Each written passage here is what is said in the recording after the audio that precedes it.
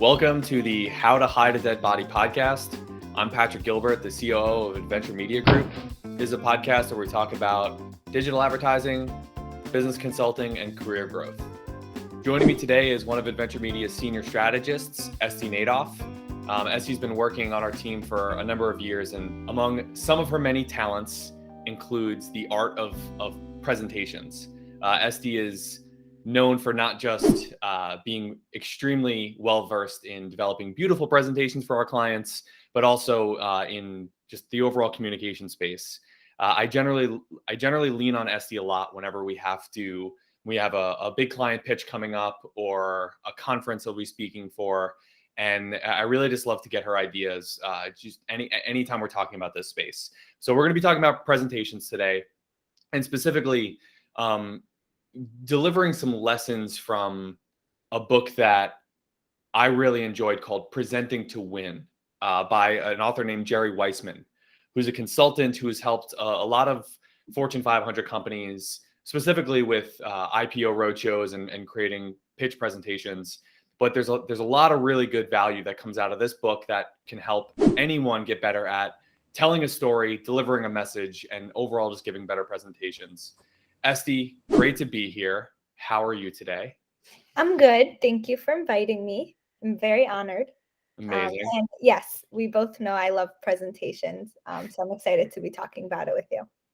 Incredible. So the main thing here is I think most people are not great at giving presentations. And I think I would fall into that category until I really studied this pretty extensively. There's research that shows that the average attention span of an audience is about 7 minutes. And TED Talks are actually structured they're generally about 18 to 20 minutes, because the people at TED have found that their audiences their attention span will last around that amount of time. But those TED speakers are very engaging. So none of us are TED speakers, at least yet. So we often go into these meetings that are going to last a half hour, even longer. And we're surprised when we're not able to get buy-in from whomever our audience is. Generally giving a presentation because you want your audience to do something. And oftentimes that fails because of one of the 5 cardinal sins that Weissman outlines in the book Presenting to Win. So those cardinal sins are number 1, no clear point, no audience benefit, no clear flow, they're too detailed, or they're too long. And we're going to dive into a few of these concepts today. In particular, the first 3 cardinal sins are ones that I think are really useful and really practical. But the biggest takeaway for me is Weissman talks about this concept of a data dump, which kind of ruins many presentations. He defines that as an excessive, meaningless, shapeless outpouring of data without a purpose or plan. And I think all of us are guilty of having data dumps in our presentations that we think it's important because we think that for our audience to understand anything, they need to understand everything. So we just kind of go down this wormhole of describing all the different things here. And at that point, or somewhere along the way, we lose the audience. We fall victim to what Weissman refers to as MIGO, which is mine eyes glaze over.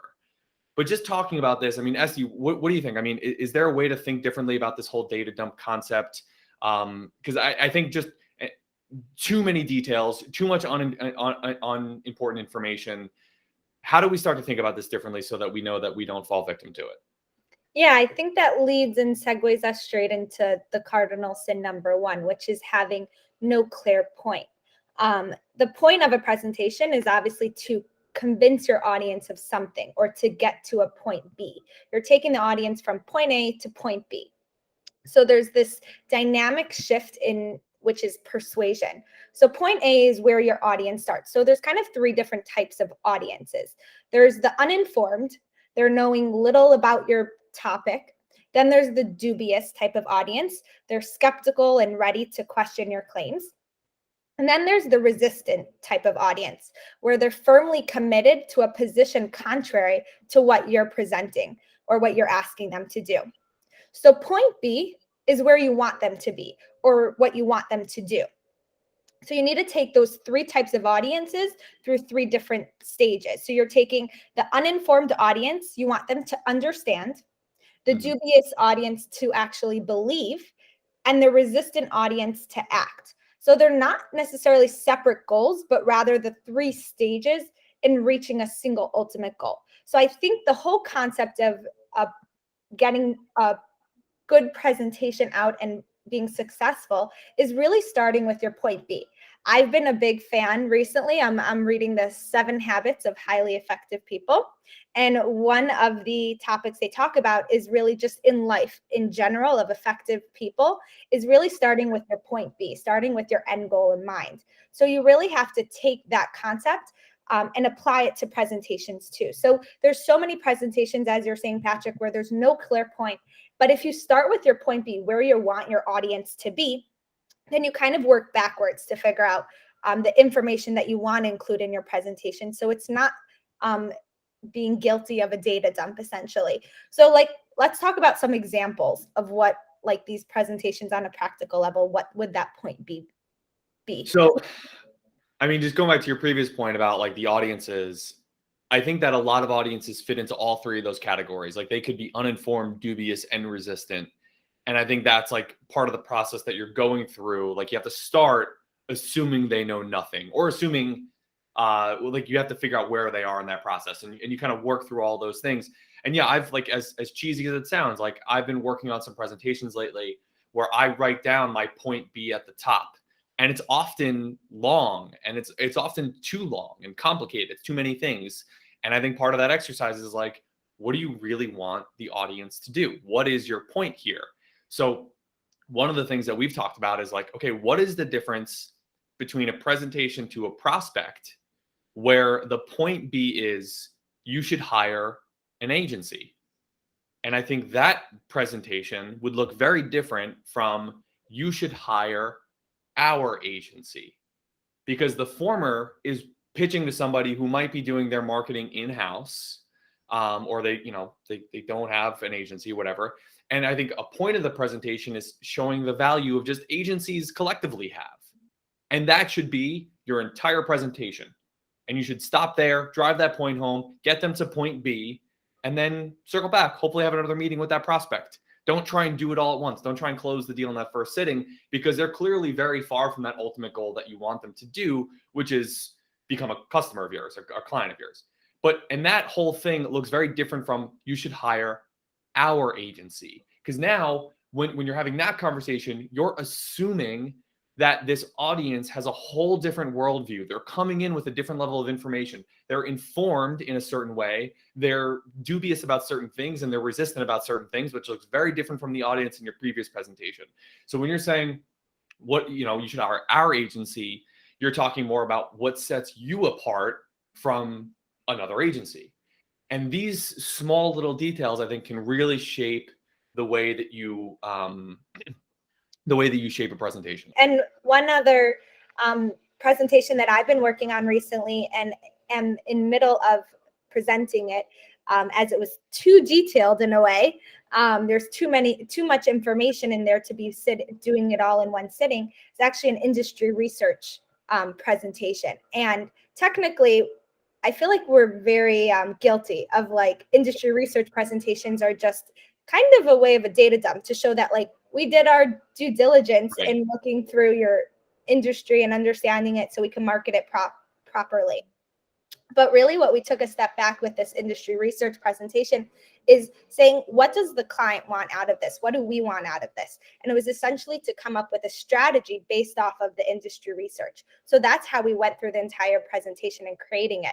It was including only industry research information that was relevant to help crafting the strategy that we wanted to take place. Yeah, I love that. And I think going back, there have been so many presentations that we've done over the years.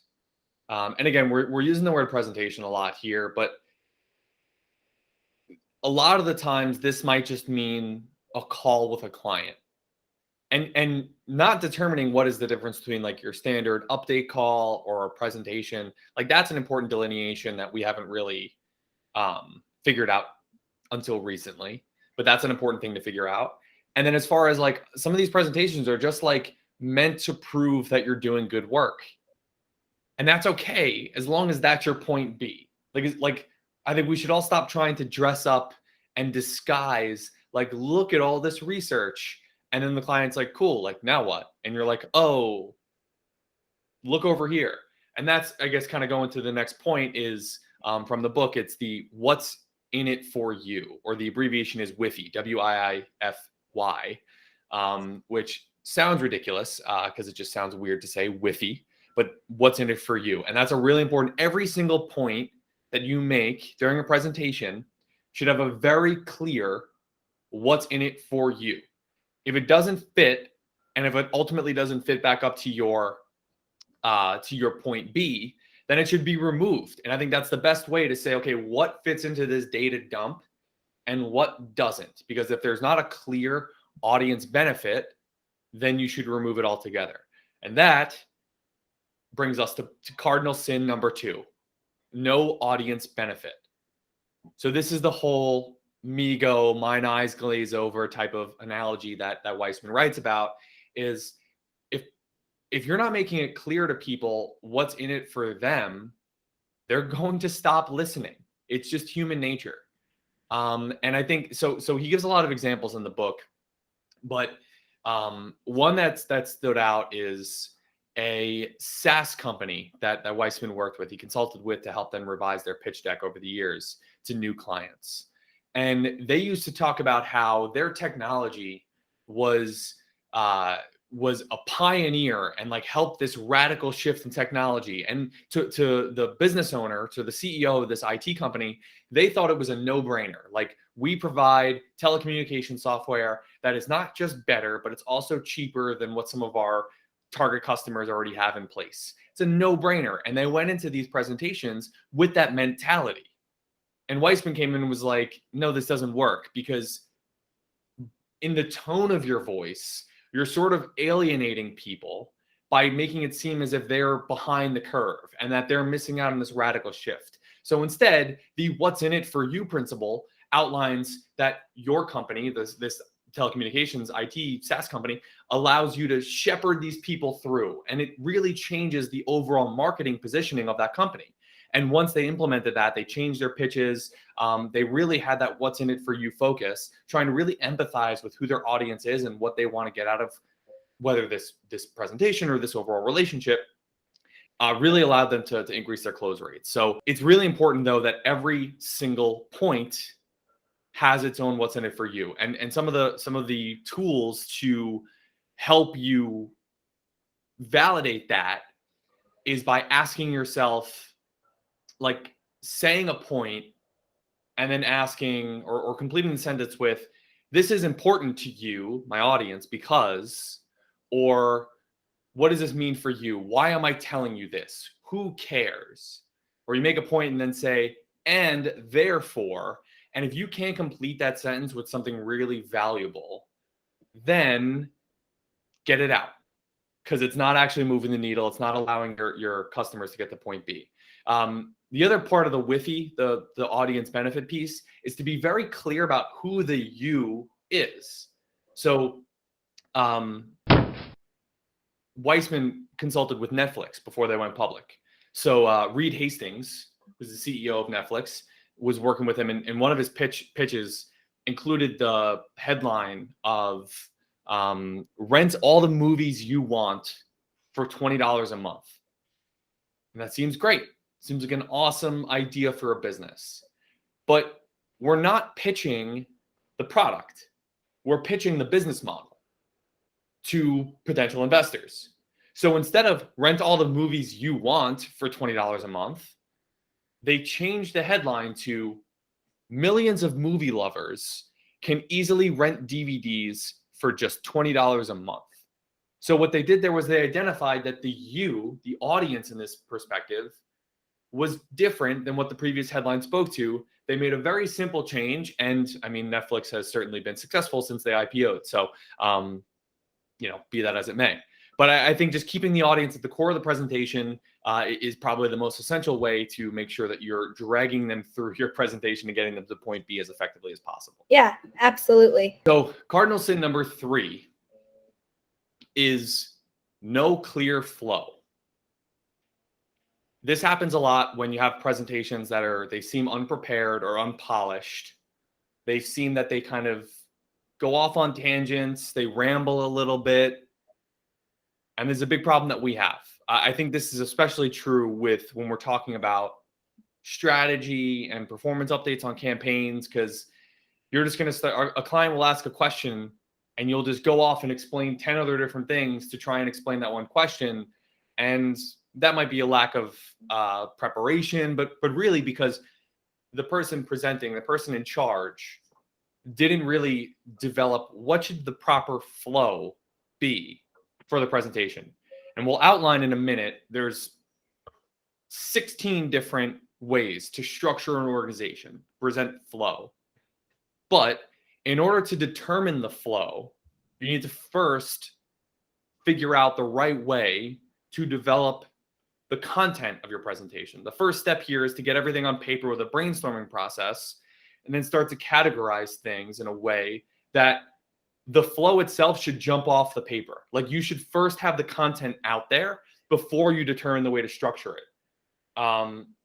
You have to first do the right brain process before the left brain. The creativity, let's get it all out there. And unfortunately, most people stop there. And that's when you have something that is a data dump, when they're just the creative, just the right brain stuff, or just the left brain side where it's too logical, not enough creativity in place. But Esty, talk to me about your thoughts on like the brainstorming stage of creating a presentation. Yeah, and I think the brainstorming stage is the most important and fundamental part, right? And it depends on how someone wants to go about it. If it's a team brainstorming session, if it's just internal, kind of doing your own thing. But the idea would be that you're just writing everything down, doing that excessive data dump. It could be in a Google Doc, it could be on a whiteboard with, all your information there. But the concept would be to try to get everything down first, and then kind of clusterizing, would that be a word? Clustering everything into different sections, and then kind of taking it from kind of creating different concepts, different pods based on the data that you have. And then that will help begin to clearly have a flow by categorizing everything and clustering it properly. But I think there's a few different things to talk about, right? When you're doing that clustering, when you're doing that process where you're going to sort and select and eliminate, add, organize all these different raw materials, all these different data points that you have into a form that flows more logically. And you're bringing the audience from point A to point B. So there's a few different things to think about. There's different parameters of your presentation. So you kind of have to think of the presentation as a blank canvas within a frame. So the idea would be you have to keep in mind that point B, you have to start with the objective in sight and work towards it. You also have that audience that we discuss in analyzing where what your intended audience knows and what it needs to know in order to do what you want them to do or believe what you want them to believe. So you have to think about how you can make the benefits to your audience crystal clear. Then there's also like the external factors that can impact your message. So some will be positive, some will be negative.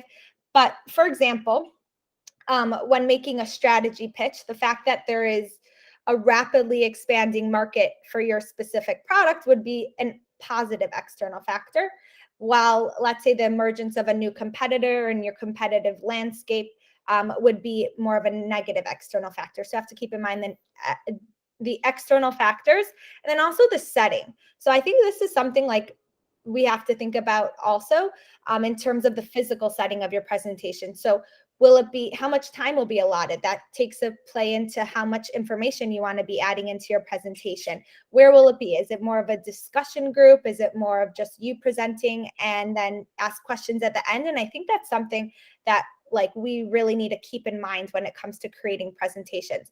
But all of this plays into that brainstorming session to help generate the different ideas and different varying importance ideas into those different sections.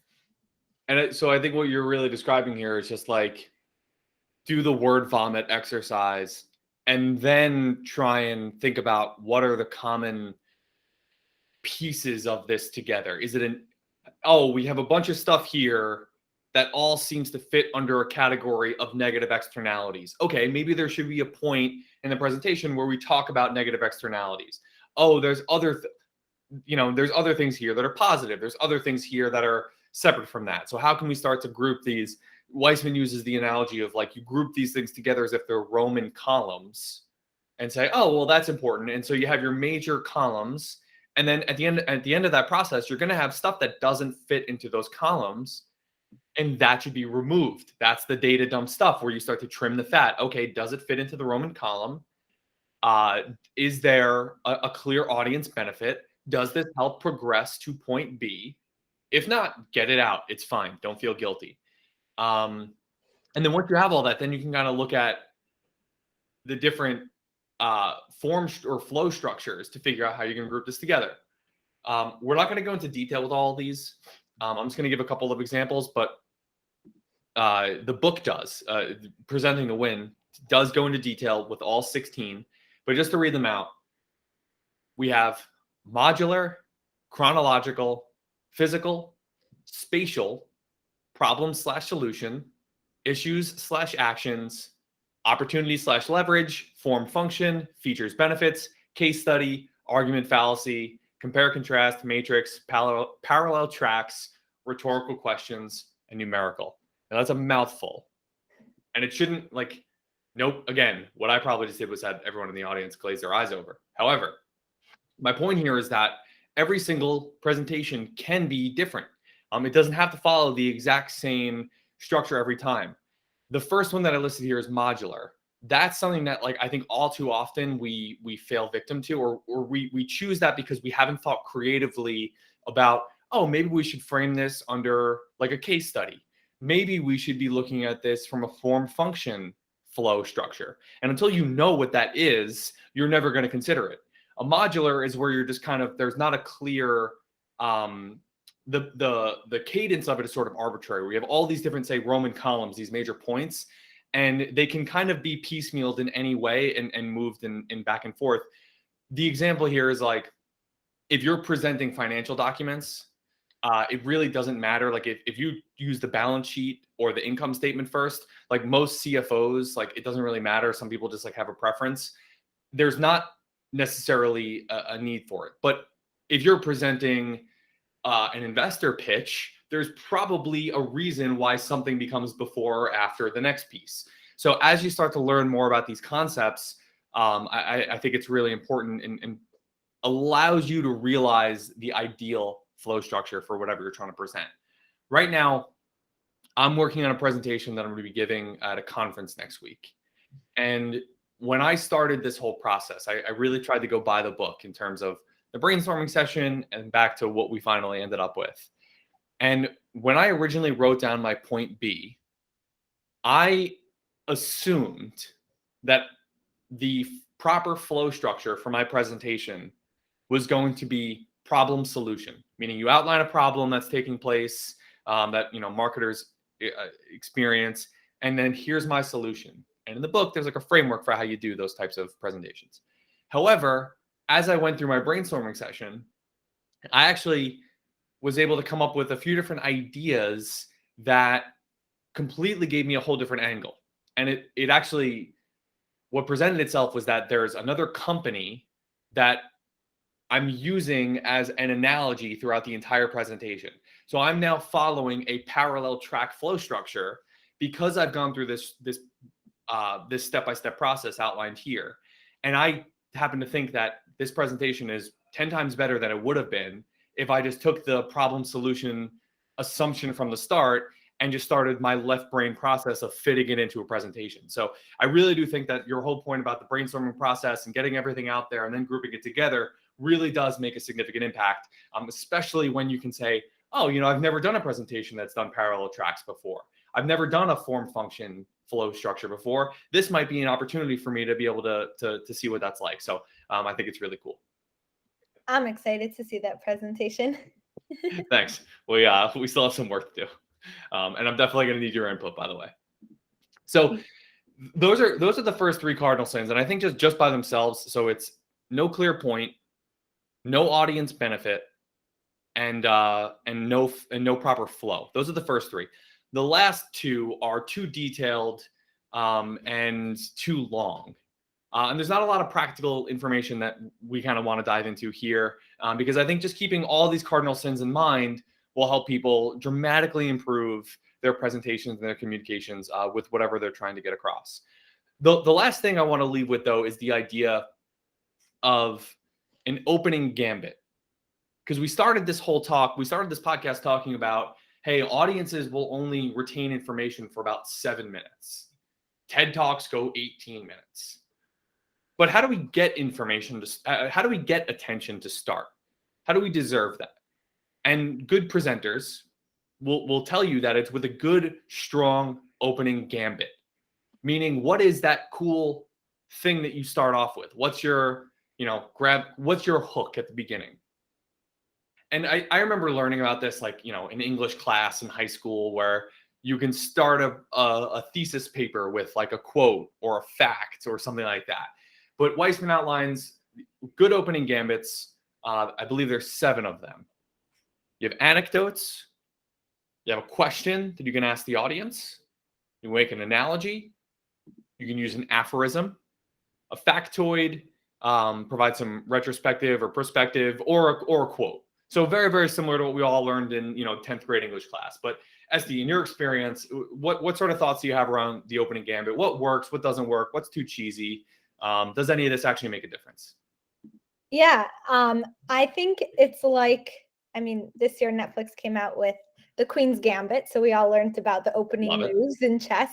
But I think it's a similar concept here in terms of presenting. You have your entire success largely depends on those first few crucial moves early on in the game, right? In chess, but you can't win a chess game with your opening move, but you can definitely lose it.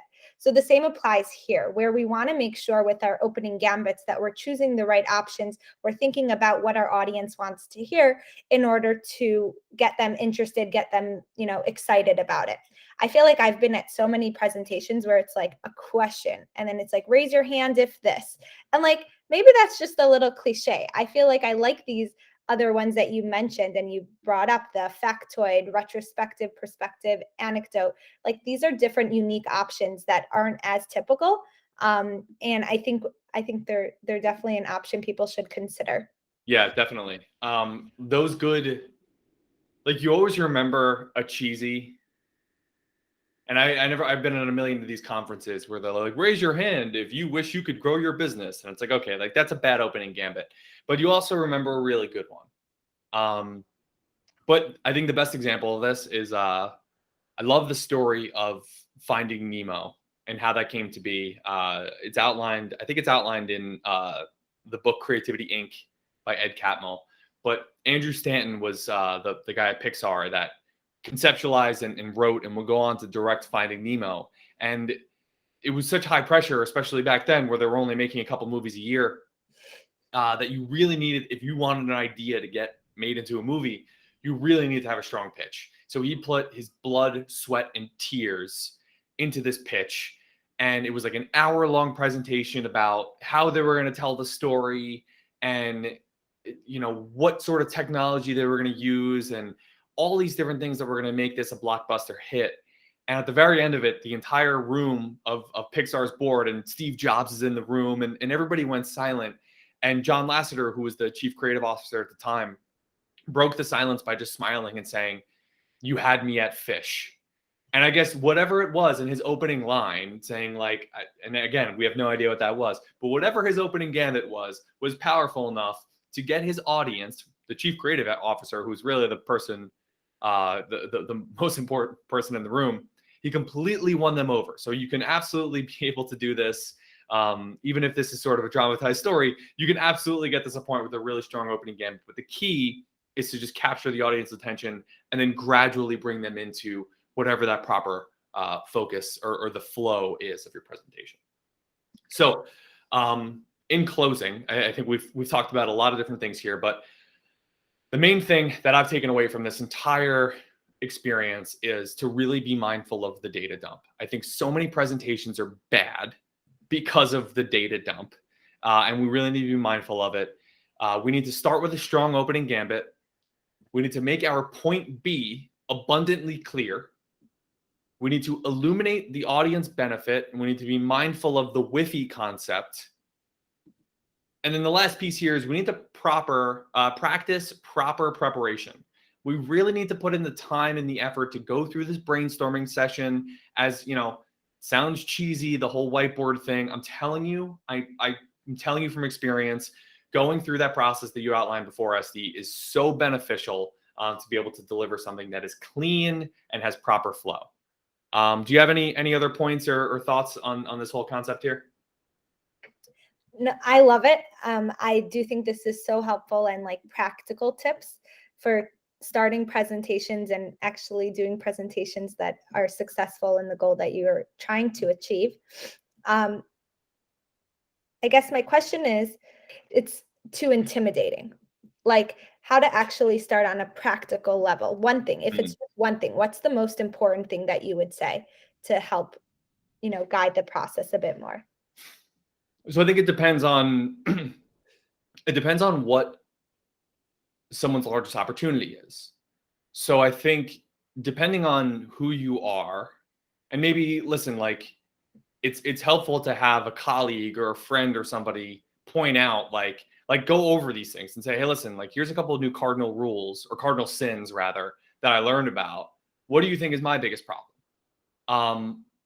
For some people, it's the data dump thing. For others, it's the no clear flow. I think that's actually been a huge miss with our agency and presentations that I've seen, is that too many of our presentations over the years have been modular. And with a couple of these tricks, we can make it more focused on that. But I think all of them are helpful. It's just like run through this checklist in your mind. Be like, okay, cool. What's my point B? All right, that's sort of a point B. Who's my audience? All right, we're keeping in line with the audience. Like, it's not as if there's a way to do this perfectly, but just being mindful of these as you kind of go down the list, and try and be self-aware about what you're good at and what you're lacking in, and then try to work on that. And I think everyone can be able to can improve the way that they give presentations. And the whole reason, by the way, that this came up, I mean, just to do kind of a sad anecdote here, is we recently had a day of learning. We refer to it at Adventure Media as DOLA, which is a day of learning and happiness. The acronym started as a joke and then it just kind of stuck. But everyone kind of has a chance to present something that they've been working on, that they found interesting, to teach the rest of the team about whatever it is they want to. And before going into that, we all talked about these concepts. We all went over the cardinal sins. And I was absolutely blown away by all the presentations that day. I mean, we sat through 20 some presentations by everyone on the team, and we had done this same type of DOLA thing 3 months ago. And just the progress that was made collectively across the board from every single person that was now just mindful of these things, it blew me away. So if you just kind of keep these things in mind, I promise you that you will be able to significantly improve the main goal, which is, hey, we need to inform audiences. We need to make them less dubious and less skeptical. And we need to be able to convince them to point B. We need to motivate them to do whatever we want them to do. And these tricks have certainly been helpful for me, and I think they'll be helpful for others as well. Amazing. Excellent. Esty, thanks for coming on. This is fantastic. Definitely have to have you back on again. Last question. Where would you hide a dead body? On the second page of a search results on Google. Perfect. Thank you. This has been the How to Hide a Dead Body podcast. I'm Patrick Gilbert, Venture Media Group. We'll catch you next time.